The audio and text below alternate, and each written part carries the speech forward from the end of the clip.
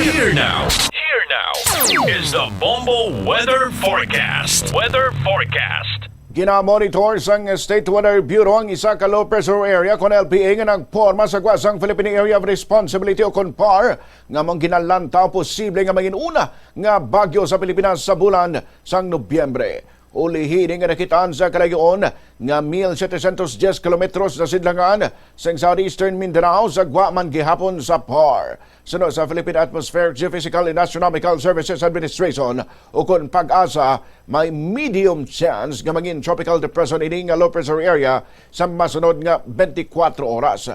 Posible ini nga magsulod sa PAR sa Domingo, Nobyembre 2, kag mahimo magbaskog samtang yara sa Philippine Sea. Base pa sa Weather Bureau, mahimo ini maglabot sa typhoon category.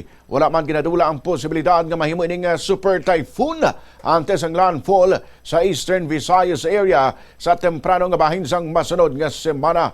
Apang mahimo pang maglain ang forecast bangod sa gwapa sang PAR ini nga LPA. Nabaluan nga gina-forecast ang ehensya nga may 2 o 3 ka bagyo nga magsulod sa Philippine Area of Responsibility sa bulan sang Nobyembre. Ang masunod nga 3 ka lokal nga ngalan sang bagyo amo ang Tino, Uwan kag Verbena. Sa piyak nga bahin apektado sa Intertropical Convergence Zone o kon ITCZ ang Southern Luzon, Visayas kag Mindanao halin kag gabi tubtob subong nga Biyernes.